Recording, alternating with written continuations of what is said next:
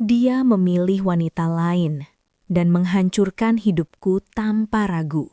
Kaisar yang dulu berjanji akan menjadikanku ratunya, justru memerintahkan pengawal menyeretku keluar istana di tengah malam, di depan semua orang. Aku dipermalukan, dituduh, lalu dibuang seperti sampah yang tidak berharga.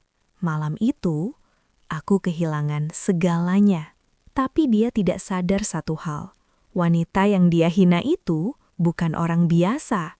Aku adalah pewaris tahta yang sebenarnya. Dan 5 tahun kemudian, aku kembali. Bukan untuk memohon cinta, tapi untuk menghancurkan kerajaannya.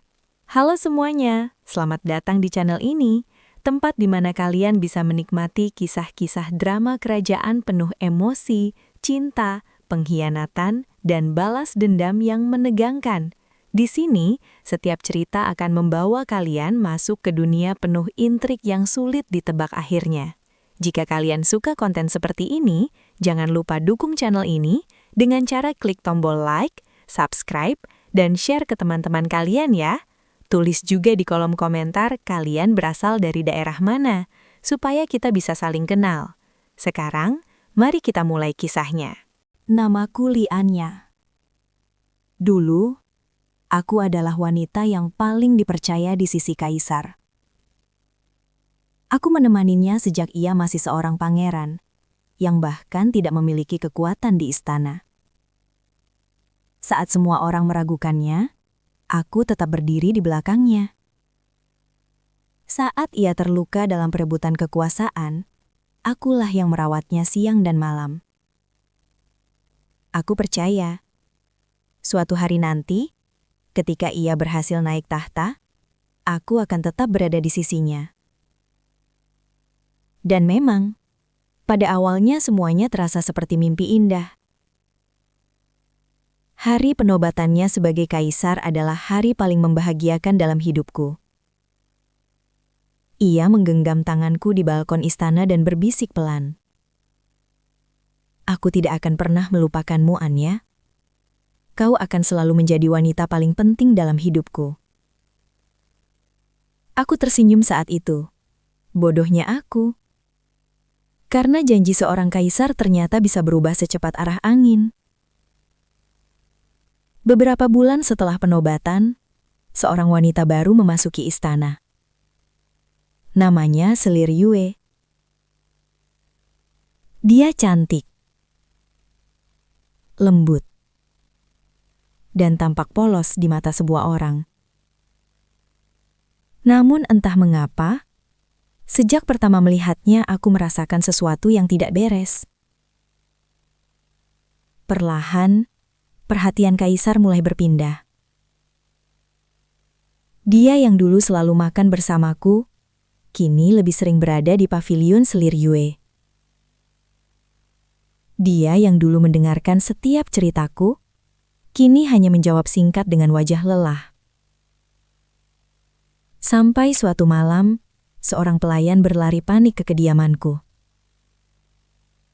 "Nyonya Anya, Selir Yue keracunan, dan ada bukti yang mengarah pada Anda." Aku membeku. "Apa maksudmu?" Namun aku tidak sempat berpikir lama. Pengawal istana sudah datang mengepung rumahku. Aku diseret ke aula utama, tepat di depan kaisar. Dia duduk di singgasana dengan wajah dingin yang belum pernah kulihat sebelumnya. "Apa kau tahu kenapa kau dipanggil?" Tanyanya datar. "Aku tidak melakukan apapun. Aku tidak meracuni siapapun." Selir Yue tiba-tiba menangis dari tempat tidurnya yang dibawa masuk oleh pelayan. "Yang mulia, aku melihat sendiri."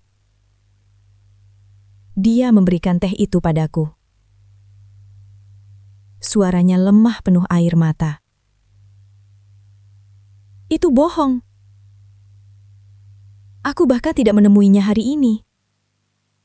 Kaisar menatapku lama. Tatapan yang dulu penuh kehangatan, kini hanya berisi kecurigaan. Aku lelah dengan pertengkaran kalian. Bukti sudah jelas. Air mataku jatuh. Yang mulia, kau mengenalku. Aku tidak mungkin melakukan itu. Beberapa detik hening berlalu. Lalu, kalimat itu keluar dari mulutnya. Mulai hari ini, Liannya diusir dari istana. Duniaku runtuh. Apa? Kau tidak lagi memiliki hubungan dengan kekaisaran. Pergilah, sebelum aku berubah pikiran. Aku jatuh berlutut. Yang mulia, tolong. Aku tidak bersalah. Setidaknya selidiki dulu.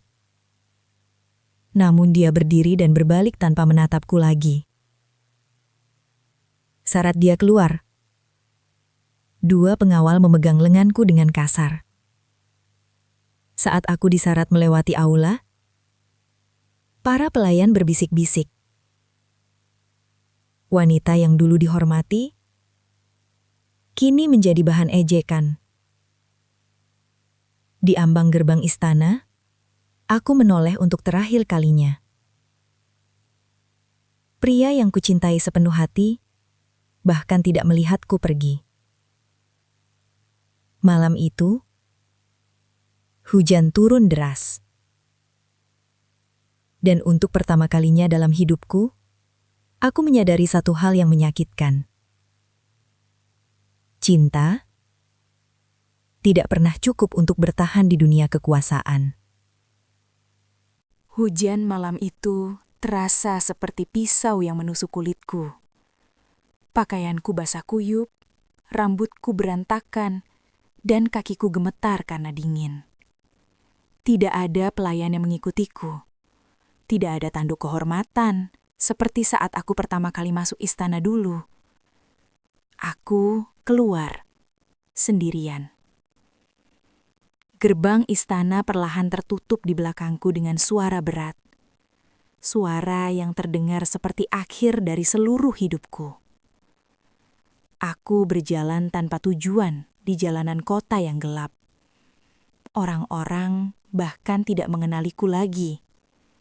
Tidak ada yang tahu, wanita yang baru saja diusir itu dulu hampir menjadi wanita paling berkuasa di kerajaan. Air mataku terus mengalir. "Kenapa?" bisikku lirih. "Kenapa kau tidak percaya padaku?" Tiba-tiba langkahku goyah. Tubuhku ambruk ke tanah. Namun sebelum kesadaranku hilang, seseorang menangkapku. "Akhirnya aku menemukanmu, Putri." Aku membuka mata perlahan. Seorang pria tua berjubah hitam berdiri di depanku. Wajahnya penuh kerutan, tapi matanya tajam dan penuh kekuatan. Aku mengenalnya. Guru? Dia menghela nafas panjang, seolah menahan emosi yang lama dipendam. "Aku sudah memperingatkanmu, jangan jatuh cinta pada keluarga kerajaan itu." Air mataku kembali jatuh. Aku pikir dia berbeda. Pria tua itu menggeleng pelan. Tidak ada yang berbeda dalam perebutan kekuasaan. Cinta selalu menjadi korban pertama. Dia membantu aku berdiri. Tahu tidak boleh kembali menjadi wanita lemah itu lagi. Sudah waktunya kau mengingat siapa dirimu sebenarnya. Aku terdiam. Selama bertahun-tahun, aku mencoba melupakan identitasku. Aku ingin hidup sederhana. Aku ingin mencintai sebagai wanita biasa. Tapi malam ini, semuanya hancur. "Aku tidak punya siapa-siapa lagi," bisikku. Pria tua itu menatapku dalam. "Kau punya sesuatu yang jauh lebih besar dari sekedar seorang kaisar." Dia mengeluarkan sebuah benda dari jubahnya. Lionting jiok berwarna merah tua, dengan ukiran naga emas, simbol keluarga kerajaan lama. Tanganku gemetar saat menerimanya. Ayahmu mempercayakan ini kepadaku sebelum dia meninggal, katanya pelan. Kau adalah pewaris terakhir dinasti Sejati. Nafasku tercekat. Kenangan masa kecilku muncul kembali.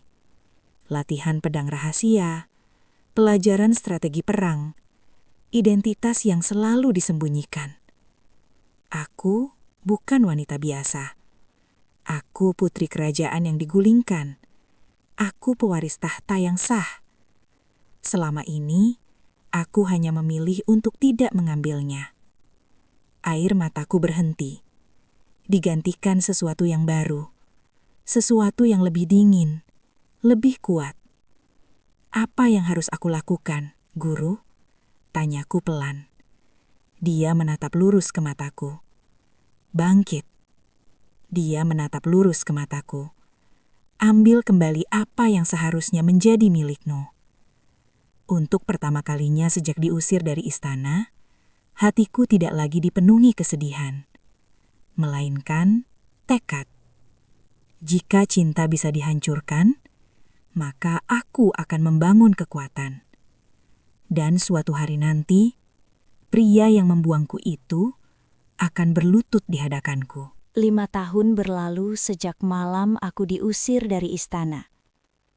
5 tahun sejak hatiku hancur dan identitasku bangkit kembali. Dunia tidak lagi mengenalku sebagai Li Anya, wanita yang dibuang kaisar. Sekarang, mereka mengenalku dengan nama lain. Jenderal Phoenix, pemimpin pasukan utara yang tak pernah kalah dalam pertempuran. Di bawah bimbingan guruku, aku berlatih tanpa henti. Pedang, strategi perang, politik, diplomasi, semua kupelajari dengan satu tujuan. Menjadi cukup kuat untuk tidak pernah diinjak lagi. Dan kini, waktunya telah tiba. Di ibu kota kekaisaran, keadaan tidak lagi seindah dulu. Rakyat mulai menderita karena pajak tinggi. Pejabat korup merajalela. Banjir di selatan tidak ditangani, perbatasan utara diserang musuh. Namun kaisar lebih sibuk memanjakan permaisuri Ye. Di haula kerajaan, para menteri berdebat tegang. Yang mulia, kita membutuhkan bantuan militer dari pasukan utara, kata seorang pejabat tua. Kaisar menghela napas kesal. Bukankah mereka hanya pasukan bayaran? Kenapa kita harus bergantung pada mereka? Seorang jenderal maju karena pemimpin mereka tidak pernah kalah perang. Kaisar terdiam. Siapa namanya? Jenderal Phoenix. Beberapa minggu kemudian, gerbang ibu kota terbuka untuk menyambut pasukan utara. Ribuan tentara berbaris rapi. Bendera Phoenix merah berkibar di udara. Rakyat bersorak kagum. Di tengah barisan itu, aku menunggangi kuda hitam dengan baju perang perak. Wajahku tertutup sebagian oleh helm. Namun mataku tetap sama seperti dulu. Di balkon istana, kaisar memperhatikan dari jauh. Aneh, gumamnya pelan. Permaisuri Ye berdiri di sampingnya. Apa yang aneh, Yang Mulia? Aku merasa pernah melihat orang itu. Permaisuri Ye tersenyum tipis. Mungkin hanya perasaan saja. Namun di dalam hatinya ada ketakutan yang mulai tumbuh.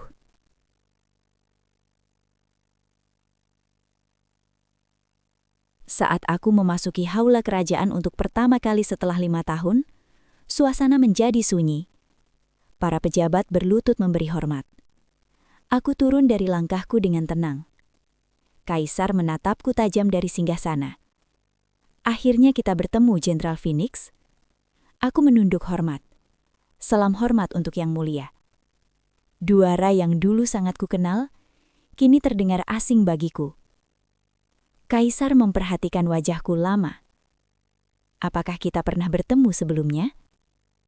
Jantungku berdetak pelan, namun ekspresiku tetap dingin. Mungkin Yang Mulia pernah melihat saya di medan perang. Beberapa detik hening, lalu Kaisar mengangguk pelan. Mungkin. Dia tidak mengenaliku.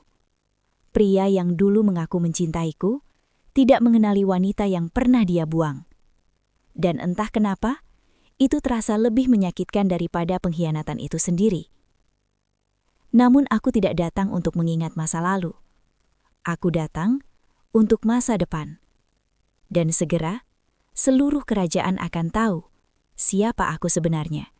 Hari itu, aula kerajaan dipenuhi seluruh pejabat tinggi kekaisaran. Suasana tegang.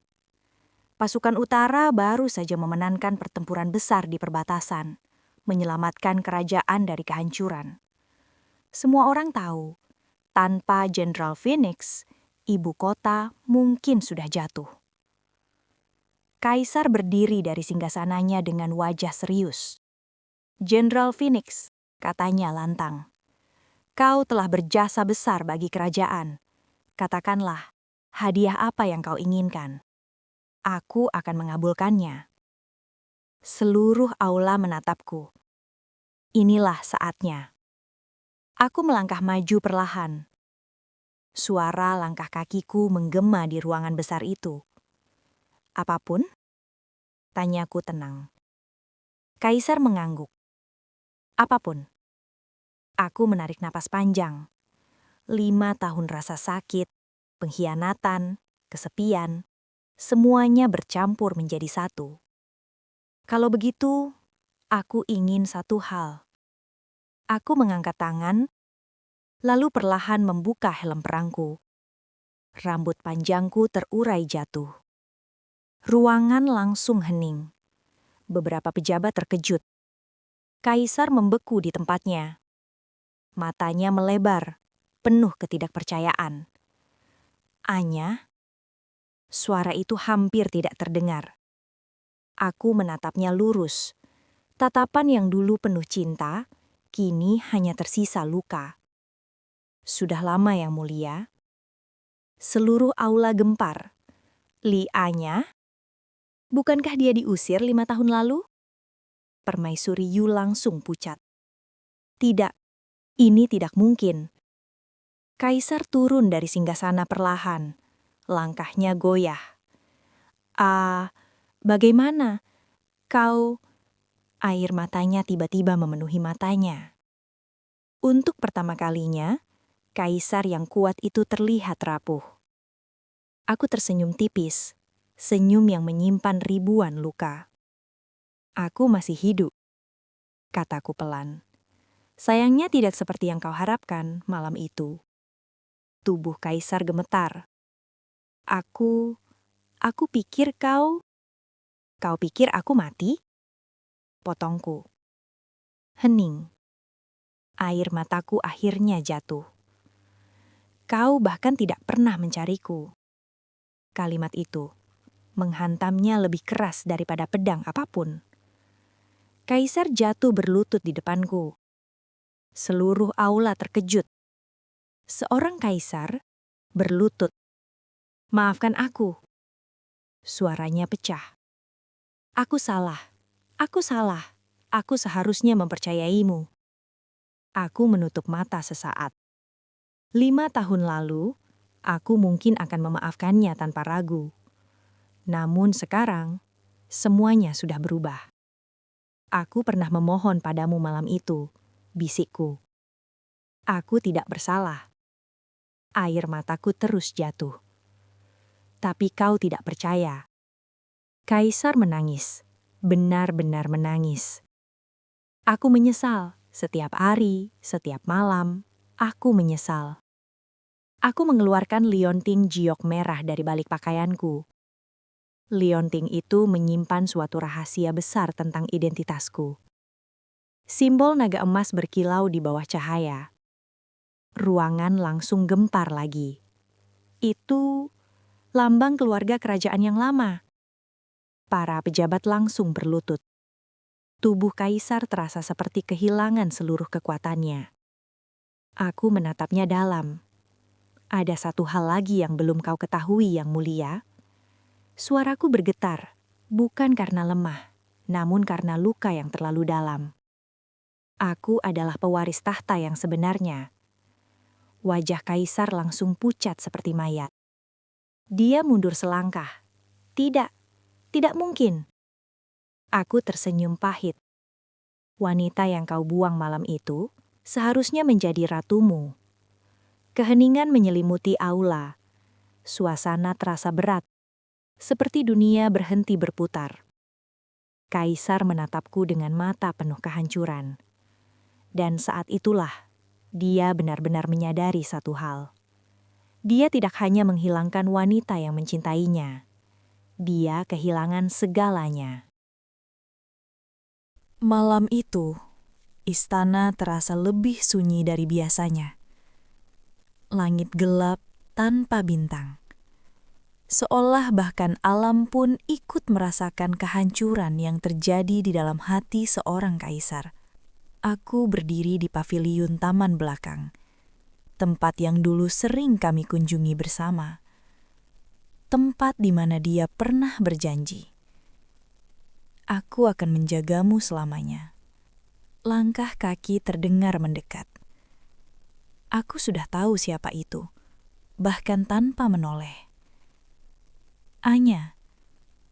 Suara itu serak, lemah, berbeda jauh dari kaisar yang dulu penuh wibawa.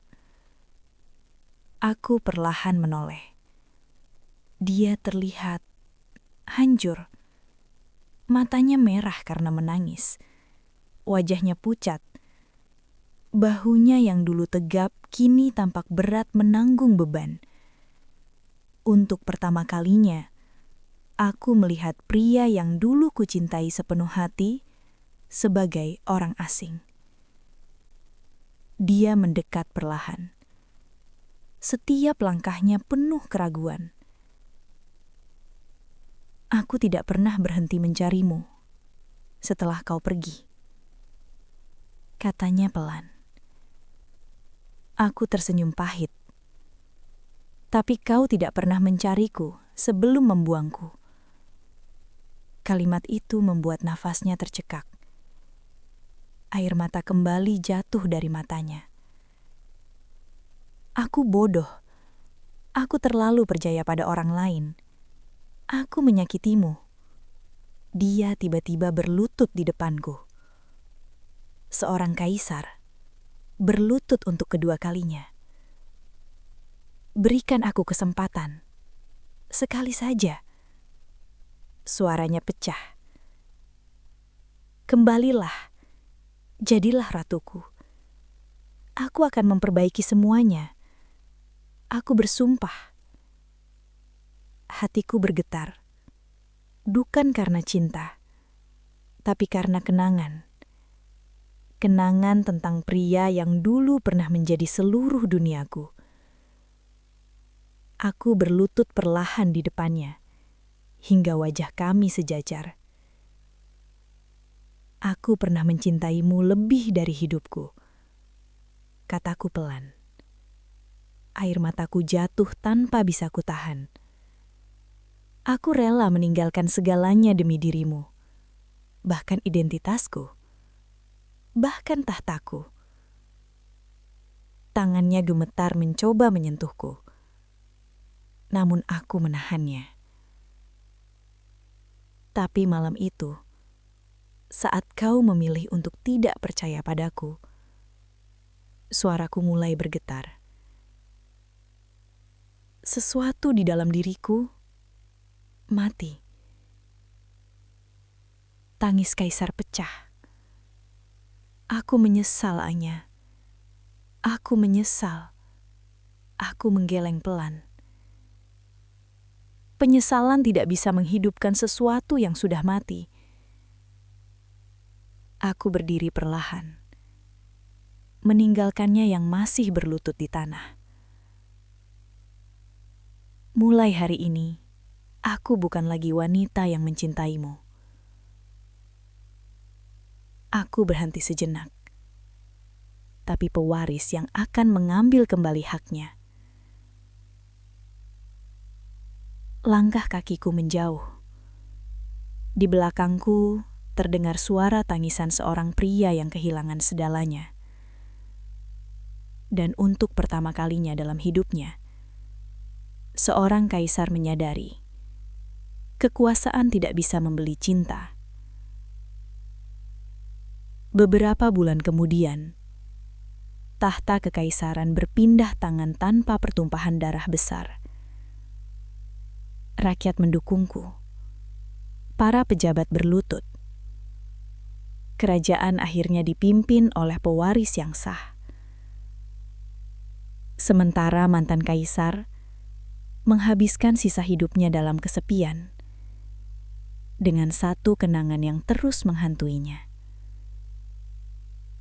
Wanita yang pernah mencintainya dan tidak akan pernah kembali lagi. Kadang dalam hidup, kita baru menyadari betapa berharganya seseorang setelah dia benar-benar pergi. Kepercayaan adalah fondasi dari setiap hubungan. Sekali kepercayaan itu hancur, penyesalan sebesar apapun seringkali tidak mampu memperbaikinya kembali. Kekuasaan, harta, dan kedudukan mungkin bisa membuat seseorang terlihat kuat, tetapi tanpa ketulusan hati, semua itu tidak berarti apa-apa. Jangan pernah meremehkan orang yang selalu ada di samping kita saat kita belum memiliki apa-apa, karena bisa jadi dialah orang yang paling tulus mencintai kita. Dan ketika dia pergi, belum tentu dia akan kembali. Terima kasih banyak untuk kalian yang sudah menonton cerita ini sampai akhir. Kalau kalian suka kisah penuh emosi seperti ini, jangan lupa dukung channel ini dengan cara like, subscribe, dan share ke teman-teman kalian ya.